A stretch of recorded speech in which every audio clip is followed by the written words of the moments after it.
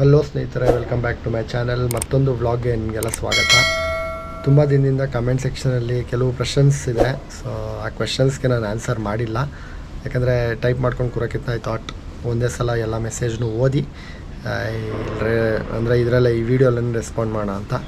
Again voice ಬಗ್ಗೆ ಕ್ಷಮೆ ಇರಲಿ, ಸ್ವಲ್ಪ ಗಂಟಲು ಹೋಗಿ ಹಾಕ್ಸ್ಕೊಂಡಿದೆ. ಸೊ ಬೇಸಿಕಲಿ ಇದು ಬಂದ್ಬಿಟ್ಟು ಕಾರ್ ತೊಗೊಂಡನಲ್ಲ, ಗ್ರ್ಯಾಂಡ್ ವಿಟಾರ. ಸೊ ಅದ್ರ ಆಮೇಲೆ ಹಿಂದೆ ನಾವು ಮಾಡಿರೋಂಥ ರಿವ್ಯೂಸು, ವೆನ್ಯೂ ಇರ್ಬೋದು, ಆಲ್ಟ್ರೋಸು, ರೇಸರ್ ವರ್ಷನ್ ಇರ್ಬೋದು. ಸೊ ಇದ್ರದ್ದೆಲ್ಲ ಬೇಸಿಸ್ ಮೇಲೆ ಕೆಲವು ಪ್ರಶ್ನೆಗಳು ಹಂಗೆ ಓಪನ್ ಕ್ವೆಶನ್ಸ್ ಆಗಿತ್ತು.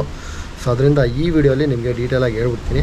ಆಮೇಲೆ ಒಬ್ಬರು ಡೀಟೇಲಾಗಿ ಕೇಳಿದರು, ನನಗೆ ಕಾಂಪ್ಯಾಕ್ಟ್ ಎಸ್ ಯು ಬೇಕು ಗಾಡಿ, ಆದರೆ ಒಳ್ಳೆ ಮೈಲೇಜ್ ಬರಬೇಕು ಅಂತ. ಸೊ ಇದರಲ್ಲಿ ಯಾವ ಗಾಡಿ ಇದೆ ಅನ್ನೋದು ನೀವು ಏನು ಶಾರ್ಟ್ ಲಿಸ್ಟ್ ಮಾಡ್ತೀರಾ ಅಂತ ಕೇಳಿದರು. ಆಮೇಲೆ ನಾನು ನನ್ನ ತಮ್ಮವ್ರು ತೊಗೊಂಡ್ರಂಥ ಗ್ರ್ಯಾಂಡ್ ವಿಟಾರ ಗಾಡಿದು ಸೇಫ್ಟಿ ಫೀಚರ್ಸ್ ಬಗ್ಗೆ ಏನು ಹೇಳ್ತೀರಾ ಅಂತ ಕೇಳ್ತಾಯಿದ್ರು. ಸೊ ಅದಕ್ಕೆ ವೀಡಿಯೋ ಮಾಡ್ತಾಯಿದ್ದೀನಿ. ಸದ್ಯಕ್ಕೆ ನಾವೀಗ ನಮ್ಮ ಫೋನ್ ಓಪನ್ ಮಾಡಿಬಿಟ್ಟು ಏನು ಕ್ವೆಶನ್ಸ್ ಇದೆ ಅಂತ ನೋಡೋಣ ಫಸ್ಟು. ಆಮೇಲೆ ಎ ಸಿ ಇನ್ಸ್ಟಾಲ್ ಮಾಡಿಸಿದ್ನಲ್ಲ, ಅದರದ್ದು ಬಗ್ಗೆ ಒಬ್ಬರು ಕೇಳಿದರು. ಸೊ ಇದರಲ್ಲಿ ಹೀಟಿಂಗು ಆಗುತ್ತಂತ ನಾನು ತೊಗೊಂಡ್ರಂಥ ಎ ಸಿಲಿ ಹೀಟಿಂಗು ಅಂದರೆ ಕೂಲಿಂಗು ಎರಡೂ ಇದೆ. ಪ್ಯಾನಸೋನಿಕ್ ಏನಕ್ಕೆ ತೊಗೊಂಡಿಲ್ಲ ಅಂತ ಕೇಳಿದ್ರು. ಪ್ಯಾನಸೋನಿಕ್ಕು ಸ್ವಲ್ಪ ನಾಯ್ಸಿ ಇತ್ತು. ಆಮೇಲೆ ನನ್ನ ಬಜೆಟ್ಗೆ ಅದು ಇನ್ನೂ ಸ್ವಲ್ಪ ಜಾಸ್ತಿ ಆಗಿಬಿಡ್ತಾಯಿತ್ತು. 38 ಇತ್ತು 1.5ಗೆ ನಾನು ತೊಗೊಂಡಾಗ. ಸೊ ಪ್ಯಾನಸೋನಿಕ್ ತೊಗೊಳ್ಳಿ ಅಥವಾ ಲಾಯ್ಡ್ ತೊಗೊಳ್ಳಿ, ಎರಡೂ ಸೇಮ್, ಎಲ್ಲದರಲ್ಲೂ ವಾರ್ಮಿಂಗು ಬರುತ್ತೆ, ಕೂಲಿಂಗು ಬರುತ್ತೆ. ಸೊ ಅದೊಂದು ಆನ್ಸರು.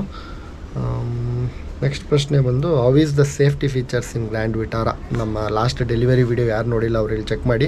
ಈ ಗಾಡಿ ತೊಗೊಂಡಿದ್ದಕ್ಕೆ ಕೆಲವರು ತುಂಬ ಪ್ರಶ್ನೆಗಳು ಆ್ಯಕ್ಚುಲಿ ಇನ್ಸ್ಟಾಗ್ರಾಮಲ್ಲಿ ಕೇಳಿದರು. ಸೊ ಸೇಫ್ಟಿ ಫೀಚರ್ಸು ಹೇಳಬೇಕು ಅಂದರೆ ಗ್ರ್ಯಾಂಡ್ ವಿಟಾರದಲ್ಲಿ ನೆಕ್ಸಾನ್ಗಿಂತ ಕಮ್ಮಿ ಇದೆ. ಯಾಕಂದರೆ ಇದು ಬಂದ್ಬಿಟ್ಟು 2022 ಬಂದಿದ್ದು ಗಾಡಿ. ಆಮೇಲೆ ಗೌರ್ಮೆಂಟ್ ಅವ್ರು ಒಂದು ಸ್ಟ್ಯಾಂಡರ್ಡ್ ಮಾಡಿದ್ರು, ಪ್ರತಿ ಬೇಸ್ ವೇರಿಯಂಟಿಂದನೂ ಟಾಪ್ ವೇರಿಯಂಟ್ ತನಕ 6 ಏರ್ ಬ್ಯಾಗ್ಸ್ ಬರಬೇಕು ಅಂತ. ಬಟ್ ಗ್ರ್ಯಾಂಡ್ ವಿಟಾರ 22ರಲ್ಲಿ ಬಂದಿರೋದ್ರಿಂದ ನಾವು ತೊಗೊಂಡಿರುವಂಥ ಸಿಗ್ಮಾ ವೇರಿಯಂಟಲ್ಲಿ 2 ಏರ್ ಬ್ಯಾಗ್ ಇರೋದು. ಆದರೆ ESP ಕಂಟ್ರೋಲ್ ಇದೆ, ESD ಇದೆ, ಆ್ಯಂಟಿ ಬ್ರೇಕಿಂಗ್ ಅಂದರೆ ABS ಇದೆ, ಇಂಥ ಫೀಚರ್ಸ್ ಎಲ್ಲ ಇದೆ. ಆಮೇಲೆ ಸೇಫ್ಟಿ ಬಗ್ಗೆ ಅಷ್ಟು ತಲೆಗೆಡಿಸ್ಕೊಳ್ಳೋ ಅವಶ್ಯಕತೆ ಇಲ್ಲ, ಯಾಕಂದರೆ ಗಾಡಿ ಲೆಂತ್ ಇರೋದ್ರಿಂದ ಡ್ರೈವರ್ಗೂ ಮತ್ತು ನಿಮ್ಮ ಇಂಜಿನ್ ಬೇನೆ ತುಂಬ ಉದ್ದ ಇದೆ. ಸೊ ಅಷ್ಟು ಈಸಿಯಾಗಿ ಯಾವತ್ತೂ ಇಂಪ್ಯಾಕ್ಟ್ ಬೀಳಲ್ಲ. ಸೊ ಇದು ಕ್ವಿಕ್ ಆನ್ಸರು. ನೀವೇನಾದರೂ ಸೇಫ್ಟಿ ಮೇಲೆ ಹೋಗ್ತೀರಾ ಅಂದರೆ ಇದ್ರದ್ದು ಮೇಲೆ ವೇರಿಯಂಟ್ ತೊಗೊಳ್ಳಿ. ಡೆಲ್ಟಾ ಆಲ್ಫಾದಲ್ಲಿ ಬಂದ್ಬಿಟ್ಟು ನಿಮಗೆ ಸ್ಟ್ಯಾಂಡರ್ಡಾಗಿ 6 ಏರ್ ಬ್ಯಾಗ್ಸ್ ಬರುತ್ತೆ. ಬಟ್ ಬೇಸಿಕ್ ವೇರಿಯಂಟಲ್ಲಿ 2 ಏರ್ ಬ್ಯಾಗ್ಸ್ ಬರೋದು, ಕೋ ಪ್ಯಾಸೆಂಜರ್ಗೆ. ಸೊ ಇದು ಆನ್ಸರು. ಏನು ಬೈಕ್ ಮೇಲೆ ಕೇಳಿದ್ದಾರೆ, ಯಾವ ಗಾಡಿ ತೊಗೋತಾ ಇದ್ದೀರಾ ಅಂತ. So Triumph Speed 400 versus Gorilla. So ಇದು ಎರಡರಲ್ಲಿ ಯಾವ್ದು ತೊಗೋಬೇಕು ಅಂತ ಗೊತ್ತಾಗ್ತಿಲ್ಲ. ಆಮೇಲೆ BSA ಗೋಲ್ಡ್ ಸ್ಟಾರ್ ಇಷ್ಟ ಆಗಿದೆ. ಸೊ ಸ್ವಲ್ಪ ಬಜೆಟಲ್ಲಿ ಪರದಾಟ ಇರೋದ್ರಿಂದ ಇನ್ನೂ ಡಿಸೈಡ್ ಆಗಿಲ್ಲ ಸದ್ಯಕ್ಕೆ. ಡಾಮಿನಾರು ಟೈರ್ ಚೇಂಜ್ ಮಾಡಿಬಿಟ್ಟು ಒಂದು 3-4 ತಿಂಗಳು ಓಡಿಸ್ತೀನಿ. ಸೊ ಇದು ಅಪ್ಡೇಟು. ಬಟ್ ಈ 3 ಗಾಡೀಲಿ ಯಾವ್ದು ತೊಗೋತೀನಿ. ಟ್ರಯಂಪ್ 400 ಏನಕ್ಕೆ ಇನ್ನೂ ಫೈನಲೈಸ್ ಮಾಡಿಲ್ಲ ಅಂದರೆ ನನಗೆ ಕನ್ಸೋಲ್ ಆದರೂ ಇಷ್ಟ ಆಗಿಲ್ಲ. ಆಮೇಲೆ ಮೈಲೇಜು ಪ್ಲಸ್ ನನಗೆ ಸರ್ವಿಸ್ ಸೆಂಟ್ರ್ಗಳು ತುಂಬ ದೂರ ಇದೆ. ಸೊ ಅದೊಂದು ಪ್ರಾಬ್ಲಮ್ಮು. ರಾಯಲ್ ಎನ್ಫೀಲ್ಡು ಗೊರಿಲ್ಲಾನು ಆಲ್ಮೋಸ್ಟ್ ಇಷ್ಟ ಆಗಿದೆ. So I keep you posted. So ಅದಕ್ಕೆ ಕ್ವಿಕ್ಕಾಗಿ ಈಗ ಸದ್ಯಕ್ಕೆ ಆನ್ಸರ್ ಇಲ್ಲ. ಆಮೇಲೆ ಇನ್ನೊಂದು ಪ್ರಶ್ನೆ ಅದ್ರ ಮೇಲೆ ಕೇಳಿದ್ದಾರೆ, ಹಾರ್ಲೆ 440 ಬಗ್ಗೆ ಏನು ಹೇಳ್ತೀರಾ ಅಂತ. ಹಾರ್ಲೆ 440 ಒಳ್ಳೆ ಗಾಡಿ, ಪ್ರೀಮಿಯಮ್ ಗಾಡಿ. 6 ಸ್ಪೀಡ್ ಇಂಜಿನ್ ಇದೆ. ಮ್ಯಾವ್ರಿಕ್ಕಿಂತ ಹೋಲಿಸ್ಕೊಂಡ್ರೆ ಒಳ್ಳೆ ಗಾಡಿ.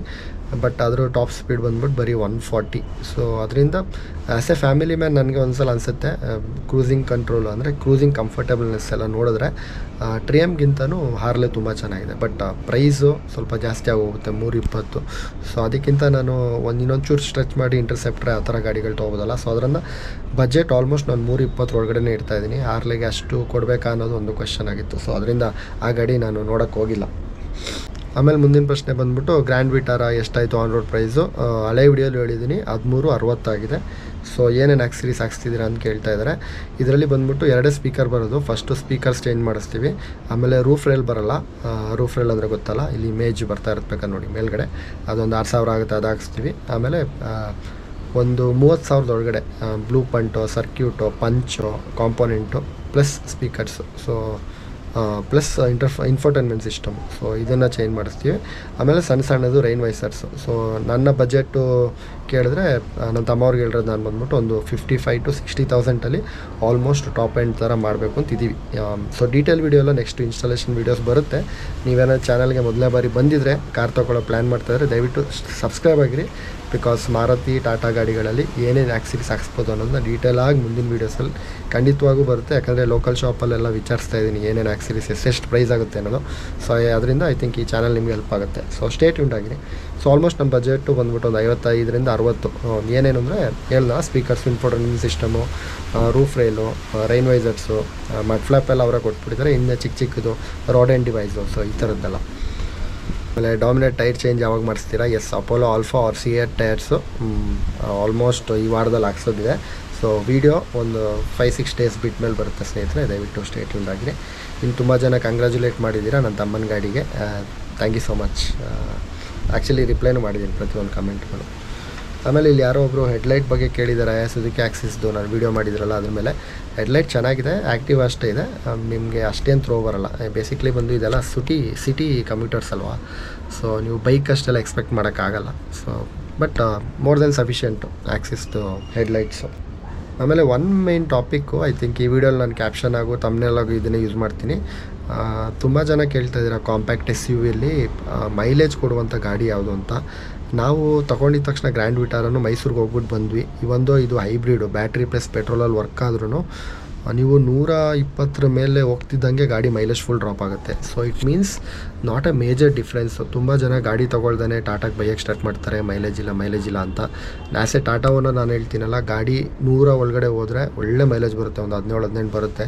ಯಾವಾಗ ನೀವು 100+ ಟರ್ಬೋ ಚಾರ್ಜು ಆನ್ ಮಾಡೋಕ್ಕೆ ಟ್ರೈ ಮಾಡ್ತೀರಾ, ಆಲ್ಮೋಸ್ಟ್ ಅದ್ರದ್ದು ಎಷ್ಟಿದೆ ಆ್ಯಕ್ಯುರೇಸಿ, ಪವರ್ ಎಷ್ಟಿದೆ, ಗಾಡಿದು ಪರ್ಫಾರ್ಮೆನ್ಸ್ ತೆಗಿಯೋಕ್ಕೆ ಟ್ರೈ ಮಾಡ್ತೀರಾ, ಆವಾಗ ಮೈಲೇಜ್ ಸ್ಲೋ ಡೌನ್ ಆಗುತ್ತೆ. ಸೊ ನನ್ನ ಉತ್ತರ, ಯಾವುದೇ ಗಾಡಿ ಆಗಲಿ, ಕಾಂಪ್ಯಾಕ್ಟ್ SUVನೇ ಆಗಲಿ, ಸೆಡನ್ ಆಗಲಿ, ಸೆಡನ್ ಇಲ್ಲ ಕನ್ಸ್ಟೆಂಟಾಗಿ ಕೊಡುತ್ತೆ. ಕಾಂಪ್ಯಾಕ್ಟ್ SUV ವೆಯ್ಟ್ ಬರೋದ್ರಿಂದ ನೀವು ಯಾವಾಗ 110 ಮೇಲೆ ಹೋಗ್ತೀರಾ, ಸೊ ಆವಾಗ ಮೈಲೇಜ್ ಫುಲ್ ಡ್ರಾಪ್ ಆಗುತ್ತೆ. ಈವನ್ ಬಟ್ ಇದರದ್ದೆಲ್ಲ ಫ್ಯಾಕ್ಟರ್ಸ್ ಹೋಲಿಸ್ಕೊಂಡ್ರೆ ಕಂಪ್ಯಾರಿಟಿವ್ಲಿ ಗ್ರ್ಯಾಂಡ್ ವಿಟಾರ ಚೆನ್ನಾಗಿದೆ. ಬಿಕಾಸ್ ಸಿಟಿಲಿ ನೆಕ್ಸಾನ್ ಬಂದ್ಬಿಟ್ಟು 10-11 ಕೊಡುತ್ತೆ, ಇದು 13-14 ತನಕ ಕೊಡುತ್ತೆ, ಬಿಕಾಸ್ ಬ್ಯಾಟ್ರಿ ಇರೋದ್ರಿಂದ. ಐ ಥಿಂಕ್ ಇದರಲ್ಲಿ ನಾನು ಆನ್ಸರ್ ಮಾಡ್ತಾಯಿದ್ದೀನಿ ಏನಂದರೆ, ಗ್ರ್ಯಾಂಡ್ ವಿಟಾರ SUVಲಿ, ಕಾಂಪ್ಯಾಕ್ಟ್ SUVಲಿ ಒಳ್ಳೆ ಮೈಲೇಜ್ ಬರುವಂಥ ಗಾಡಿ ಕಂಪೇರ್ಡ್ ಟು ಅದರ್ ನೆಕ್ಸಾನ್ ಅದು ಇದು ಅಂದರೆ. ಬಟ್ ನೀವೇನಾದರೂ ಕಾರ್ನ ಯೂಸ್ ಮಾಡೋದು ನನ್ನಂತವ್ನು ಬರೀ ಹೈವೇಗೆ ಹೋಗೋಕ್ಕೆ, ಸೊ ಅದರಿಂದ ಐ ವುಡ್ ರೆಕಮೆಂಡ್ ನೆಕ್ಸಾನ್ಗೆ ಹೋಗಿ. Because driving pleasure, 6 speed engine, turbo engine ಇದೆಲ್ಲ ನೋಡ್ತಾ ಇದ್ದರೆ ನಾನು ತುಂಬ ಡಿಫ್ರೆನ್ಸ್ ಅನ್ನಿಸ್ತು ಗಾಡಿ ಓಡಿಸ್ಬೇಕಾದ್ರೆ. ಸೊ ಅದರಿಂದ ಪರ್ಫಾರ್ಮೆನ್ಸ್ ವೈಸ್ ಆಗಲಿ, ಆಮೇಲೆ ಹೈವೇ ರನ್ನಲ್ಲಿ ಮೈಲೇಜು ಸೇಮ್ ಕೊಡುತ್ತೆ. ಸೊ ಅದರಿಂದ ಐ ವುಡ್ ರೆಕಮೆಂಡ್ ಸ್ವಲ್ಪ ಮುಂದೆ ಒಂದಿನ ಗಾಡಿ ಓಡಿಸ್ಬೇಕಾದ್ರೆ ಅನಿಸ್ಬಾರ್ದಲ್ಲ, ಸೊ ಅದರಿಂದ. ಬಟ್ ಸೀಟಿಂಗ್ ಕಂಫರ್ಟು ಅದೆಲ್ಲ ಹೋಲಿಸ್ಕೊಂಡ್ರೆ ಗ್ರ್ಯಾಂಡ್ ವಿಟಾರ ಚೆನ್ನಾಗಿದೆ. ಇದು ಕ್ವಿಕ್ ಆನ್ಸರು. ಮುಂದಿನ ವೀಡಿಯೋಸಲ್ಲಿ ಖಂಡಿತವಾಗ್ಲೂ ನಿಮಗೆ ಅದರದ್ದು ಕಂಪ್ಯಾರಿಸನ್ ಎಲ್ಲ ಬರುತ್ತೆ. ಆಮೇಲೆ ಸ್ನೇಹಿತರೆ, ಇನ್ನೊಬ್ಬರು ನಾವು ಹಾಕಿದ್ದಂಥ ಸುಜುಕಿ SX 250 ವೀಡಿಯೋ ಮೇಲೆ ಡೀಟೇಲಾಗಿ ಒಂದು ಮೆಸೇಜ್ ಹಾಕಿದ್ದಾರೆ. ನಾನು ಬೆಂಗಳೂರಿನಲ್ಲಿ ಇರೋದು, ಫುಲ್ ಕನ್ಫ್ಯೂಷನ್ ಇದೆ. ಸುಜುಕಿ 250 ಓನರ್ ಆಗಿ ನೀವು ಏನು ಹೇಳ್ತೀರಾ? ಆ್ಯಕ್ಚುಲಿ ಬ್ರದರ್, ನಾನಲ್ಲ ಓನರು, ನನ್ನ ಫ್ರೆಂಡ್ ಓನರು. ಬಟ್ ನಾನು ಜಿಕ್ಸರ್ ಯೂಸ್ ಮಾಡಿರೋದ್ರಿಂದ ಹೇಳ್ತಾ ಇದ್ದೀನಿ. ಸೊ ಆವಾಗ 2020ಯಲ್ಲಿ ರೆಸ್ಟಿಂಗ್ ಇಶ್ಯೂಸ್ ಇತ್ತು, ಅಂದರೆ ತುಕ್ಕಿಡಿಯೋ ಇಶ್ಯೂಸು. ಬಟ್ ಅದೆಲ್ಲ ರೆಕ್ಟಿಫೈ ಮಾಡಿದ್ದಾರೆ. ನೀವು ಹೇಳಿದ ತಕ್ಷಣ ನನ್ನ ಫ್ರೆಂಡ್ಗೂ ಕಾಲ್ ಮಾಡಿ ಕೇಳಿದೆ ಏನೋ ಪ್ರಾಬ್ಲಮ್ ಇದೆಯಾ ಅಂತ. ಕ್ಲಚ್ಚು ಗೇರು ಸ್ವಲ್ಪ ಹಾರ್ಡಿದೆಯಂತೆ. ಅದು ಬಿಟ್ಟರೆ ಈಗಲೂ ಒಂದು ಬೇರೆ ನೀವು ಅಡ್ವೆಂಚರ್ ಗಾಡಿಗೆ ಹೋಲಿಸ್ಕೊಂಡ್ರೆ, ಯಾಕಂದರೆ ಇದರಲ್ಲಿ ಟ್ಯೂಬ್ಲೆಸ್ ಬರುತ್ತೆ, ಸ್ವಲ್ಪ ಕೇರ್ ಫ್ರೀ ಆಗಿರ್ಬೋದು. ಬೇರೆ ನೀವು ಎಕ್ಸ್ಪಲ್ಸ್ ಅದೆಲ್ಲ ತೊಗೊಂಡ್ರೆ ಟ್ಯೂಬ್ ಏನೋ ಪಂಚರ್ ಆಗುತ್ತೋ ಅದೆಲ್ಲ ತಲೆನೋವು ಇರುತ್ತೆ. ಬಟ್ ಇದು ಸ್ವಲ್ಪ ಕೇರ್ ಫ್ರೀ ಆಗ್ಬೋದು. ಆಮೇಲೆ ಸ್ಪೀಡೂ ಅಷ್ಟೇ, ಕ್ರೂಸಿಂಗ್ ಸ್ಪೀಡು 120-110 ಈಸಿಯಾಗಿ ಹೋಗುತ್ತಂತೆ. ಇಲ್ಲಿ ಸದ್ಯಕ್ಕೆ ಅವ್ನು ಫಸ್ಟ್ ಸರ್ವಿಸ್ ಆಗಿರೋ ತನಕ ಯಾವುದೇ ಪ್ರಾಬ್ಲಮ್ ಬಂದಿಲ್ಲ. ಬಟ್ ಎಸ್, ಸುಜುಕಿದು ಸ್ವಲ್ಪ ಈ ರಸ್ಟಿಂಗ್ ಇಶ್ಯೂಸ್ ಇದೆ ಅಂತ ಹಳೆ ಗಾಡಿಗಳ ಕಂಪ್ಲೇಂಟ್ ಇತ್ತು. ಬಟ್ ಈಗಿಲ್ಲ. ಆಮೇಲೆ ಸರ್ವಿಸ್ ಚೆನ್ನಾಗಿಲ್ಲ ಅಂತ ಹೇಳ್ತಿದ್ದಾರಂತೆ. ಬಟ್ ಅದ್ರ ಬಗ್ಗೆ ನನಗೆ ಐಡಿಯಾ ಇಲ್ಲ. ನಾವು ಮೈಸೂರಲ್ಲಿ ಸರ್ವಿಸ್ಗೆ ಬಿಡ್ತಾಯಿದ್ದು ಜಿಕ್ಸರ್ನ, ಚೆನ್ನಾಗೇ ಇತ್ತು.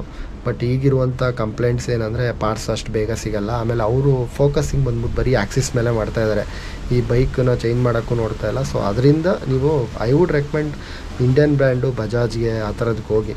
ಯಾವತ್ತೂ ನಿಮಗೆ ಫಸ್ಟ್ ಗಾಡಿ ಆದರೆ ಸ್ವಲ್ಪ ಟೆನ್ಷನ್ ಫ್ರೀ ಆಗಿರ್ಬೋದು. ನಾನು ಮುಂದಿನ ಗಾಡಿ ತೊಗೋಬೇಕಾದ್ರೆ ಅದೇ ಅನ್ನಿಸ್ತಿದೆ, ಎಲ್ಲಿ ಈ ಥರ ಬೇರೆ ಬ್ರ್ಯಾಂಡ್ಗಳು ತೊಗೊಂಡು ತಲೆನೋವು ನಾನೇ ಹೇಳ್ಕೊತೀನೋ. ಜಾವಾ ಗಾಡಿಗಳು ತುಂಬ ಚೆನ್ನಾಗಿದೆ ನೋಡೋಕ್ಕೆ, ಬಟ್ ಸರ್ವಿಸ್ ಸೆಂಟ್ರ್ ವಿಷಯದಲ್ಲಿ ಅಥವಾ ಪಾರ್ಟ್ಸ್ ಅವೈಲಬಿಲಿಟಿ ವಿಷಯದಲ್ಲಿ ಅಥವಾ ಆಕ್ಸೆಸಿಬಿಲಿಟಿ ವಿಷಯದಲ್ಲಿ, ಅಂದರೆ ಹತ್ರದಲ್ಲೇ ಸರ್ವಿಸ್ ಸೆಂಟರ್ಸು ಆ ಥರ ವಿಷಯದಲ್ಲೆಲ್ಲ ಹೋಲಿಸ್ಕೊಂಡು ತುಂಬ ದೂರ ಇದೆ. ಸೊ ಅದರಿಂದ ಆಮೇಲೆ 6.3 ಇದಾರಂತೆ height wise. I don't think ಇದು ನಿಮಗೆ ಪ್ರಾಬ್ಲಮ್ ಆಗುತ್ತೆ ಅಂತಲ್ಲ. ಹೈಟ್ ಇರೋರಿಗೆ ಒಳ್ಳೆ ಗಾಡಿ ಇದು. ಮುಂದಿನ ವೀಡಿಯೋಲಿ ಸ್ನೇಹಿತರೆ ಆಕ್ಸಿರೀಸ್ ಬಗ್ಗೆ ಹೇಳ್ತೀನಿ, ಎಲ್ಲಿ ಯಾವ್ದು ಹಾಕ್ಸ್ತಾ ಇದ್ದೀವಿ ನಮ್ಮ ಗ್ರ್ಯಾಂಡ್ ವಿಟಾರಿಗೆ ಅನ್ನೋದು. ಸ್ಟೇ ಟ್ಯೂನ್ಡ್ ಆಗಿರಿ. ದಯವಿಟ್ಟು ಯಾರು ಚಾನಲ್ನ ಸಬ್ಸ್ಕ್ರೈಬ್ ಆಗಿಲ್ಲ ದಯವಿಟ್ಟು ಸಬ್ಸ್ಕ್ರೈಬ್ ಮಾಡಿ. ಮತ್ತೆ ಮುಂದಿನ ವ್ಲಾಗ್ಸಲ್ಲಿ ಸಿಗೋಣ. ಸೈನಿಂಗ್ ಆಫ್ ಫ್ರಮ್ ಮೋಟರ್ಸ್ ಇಂದ ಸುದೀಪ್. ಟೇಕ್ ಕೇರ್, ಬಾಯ್.